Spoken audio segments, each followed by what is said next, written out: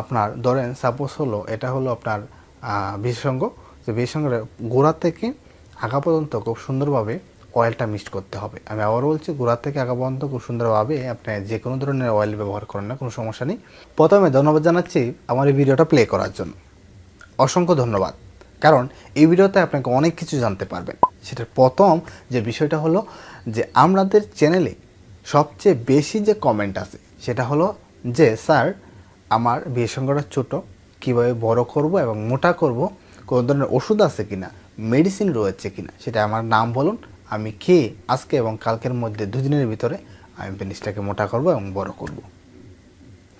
এই যে কমন প্রশ্নটা, সেটা কিন্তু আপনার যদি সাইজ ছোটো থাকে সেটা কিন্তু আপনার মনের মধ্যেও আসতে পারে যে আসলে আমার তো মনে হচ্ছে যে আমার বিশেষজ্ঞটা সাইজে ছোটো, আমি সেটাকে কীভাবে বড় এবং মোটা করব, কীভাবে করা যায় সে ওয়াইটাকে। এছাড়াও দেখা যায় যে অনেক দিন বা দীর্ঘদিন অতিরিক্ত পরিমাণে মাস্টারবেশন বা স্বপ্নদোষের কারণে আপনার এই সমস্যাটা হয়েছে, ছোটো হয়ে গেছে বা নিস্তেজ হয়ে গেছে।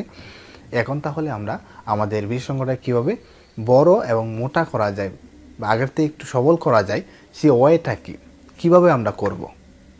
সো এই বিষয়ে আমরা আজকে আলোচনা করব, আসলে যে বিশেষজ্ঞটা বড় বা মোটা করার জন্য ঘরোয়া উপায় কীভাবে মোটা করবেন, সো সে ওয়াইটা কীভাবে করতে হবে, এই সকল বিষয়বস্তু আপনাকে টু জেড ধারণা দেবো এবং প্র্যাকটিক্যালি আপনাদেরকে দেখাবো যে কিভাবে আপনাকে বড় করতে হবে এবং কতদিন করতে হবে এবং কিভাবে করতে হবে। সো বরাবরের মতো আমি আছি ডক্টর রুদ্র, আপনি আছেন ডক্টর হেলথ। তো আশা করব ধৈর্য সহকারে সম্পূর্ণ ভিডিওটি দেখেন, তাহলে আশা করি আপনার যদি সমস্যা থাকে, যে পুরুষাঙ্গ ছোটো থাকে সেটাকে বড় করতে পারবেন, যদি নিস্তেজ অথবা বিভিন্ন ধরনের সমস্যা থাকে তাহলে সেটাও কাটিয়ে তুলতে পারবেন। সো ভিডিও শুরুতে বলবো, নতুন হয়ে থাকলে অবশ্যই আমাদের চ্যানেলটাকে সাবস্ক্রাইব করে পাশে থাকবেন। সো ভিডিওতে একটা লাইক দিয়ে ভিডিওটা সম্পূর্ণ দেখার অনুরোধ রাখবো। সো প্রথমে আমি যে জিনিসটা বলবো সেটা হলো যে বিশ্বের বাজারে ওইরকম কোনো ক্রিম, মেডিসিন বা কোনো ধরনের ওষুধ এখনও আবিষ্কৃত হয় নাই যে ওইভাবে আসলে বিশেষজ্ঞ বা পুরুষাঙ্গটাকে বড় করে দিবে বা বড় করার জন্য। তবে বিভিন্ন বিজ্ঞানী শত বছর চেষ্টা করে যে ওয়াইটা পেয়েছে সেটা হলো যে ফিজিক্যাল এক্সারসাইজের মাধ্যমে যে বিশেষজ্ঞটা রয়েছে সেটাকে আগের থেকে একটু সতেজ করা যায়, একটু বড় করা যায় এবং মোটাও করা যায়। যারা দীর্ঘদিন মাস্টারবেশন কারণে কিন্তু এই সমস্যাটা হয়েছে, সো এই যে ফিজিক্যাল এক্সারসাইজটা সেটা যদি করেন তাহলে আগের থেকে সবল হবে, মোটা হবে এবং শক্ত হবে এবং নিস্তেজ থাকলে সেটা কাটিয়ে উঠতে পারবে। সো সেটা হলো কি, সেটা হলো সেই ফিজিক্যাল এক্সারসাইজটার নাম হলো টচিং। সো অনেকে হয়তো শুনতে পারেন বা অনেকের কাছে নতুন হতে পারে, সেটা হলো টচিং ফিজিক্যাল এক্সারসাইজ বিশেষজ্ঞে। সো এটা কীভাবে করবেন? প্রথমে আপনাকে যে কোনো একটা অয়েল নিতে হবে, সেটা সরিষার তেল বা অলিভ অয়েল তেল হলে সবচেয়ে ভালো হয়। সরিষার তেলে দেখা যায় বিয়ের সঙ্গে লাগালে পরে ধরলে এটা জ্বলতে পারে, কিন্তু অলিভ অয়েল তেল হলে কোনো সমস্যা নেই। আপনাকে অলিভ অয়েল তেল অথবা কালিজিরার তেল যে কোনো একটা তৈল হলেই হবে।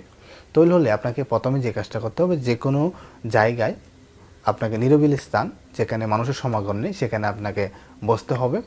বসার পর সেটা করলে সুন্দর পরে করলে সবচেয়ে বেটার হয়।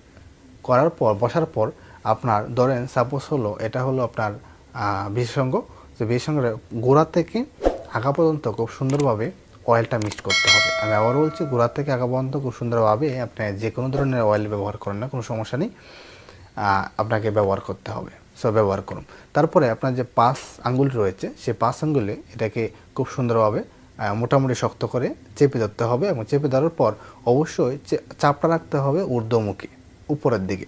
আপনাকে উপরের দিকে এইভাবে চেপে রাখতে হবে, চেপে ধরে রাখতে হবে এবং ঊর্ধ্বমুখী টান দিয়ে রাখতে হবে। আমি আবারও বলছি, 5 আঙ্গুলে খুব সুন্দরভাবে চেপে ধরতে হবে এবং ঊর্ধ্বমুখী টান দিয়ে আপনাকে রাখতে হবে। রাখার পর সেটা রাখতে হবে 15 থেকে 20 সেকেন্ড। 15 থেকে 20 সেকেন্ড, যদি বেশি রাখেন তাহলে কোনো সমস্যা নেই, তবে 15 থেকে 20 সেকেন্ড রাখতে হবে এবং সেটা করতে হবে 20 থেকে 30 বার। কন্টিনিউ আপনাকে করে যেতে হবে 20 থেকে 30 বার। সো এতে করে দেখা যাবে এখানে যদি আপনার দীর্ঘদিন মাস্টারবেশন করার ফলে যে সেলগুলো বা টিস্যুগুলো মারা গিয়েছিল সেখানে রক্ত সঞ্চালন হবে, ব্লাড সার্কুলেশন বাড়বে, সেহেতু এই টিস্যুগুলো সতেজ হবে। সতেজ হওয়ার প্রেক্ষিতে দেখা যায় প্রতিনিয়ত যখন আপনি ঊর্ধ্বমুখী টান দিবেন এবং সেখানে ব্লাড সার্কুলেশন বাড়বে, সেহেতু কিন্তু দেখা যাবে যে আপনার বিশেষজ্ঞটা আগের থেকে বড় হবে এবং মোটা হবে। সো এখন বলতে পারেন যে কতদিন করতে হবে? কমপক্ষে আপনাকে 3 সপ্তাহ করতে হবে, কন্টিনিউ করে যেতে হবে। সো এইভাবে আপনাকে কন্টিনিউ করে যেতে হবে কমপক্ষে 3 সপ্তাহ।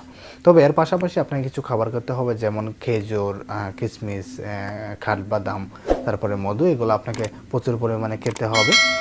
এছাড়াও আপনাকে হলুদ ফলমূল এবং সবুজ শাকসবজি খেতে হবে। পাশাপাশি আপনাকে বর্জন করতে হবে স্মোকিং, অ্যালকোহল, ড্রিঙ্কিং, ওয়াট বেশি থাকলে ওজন কমাতে হবে। যদি আপনার অনৈতিক বা অতিরিক্ত বদভ্যাস থাকে সেগুলো আপনাকে ছেড়ে দিতে হবে।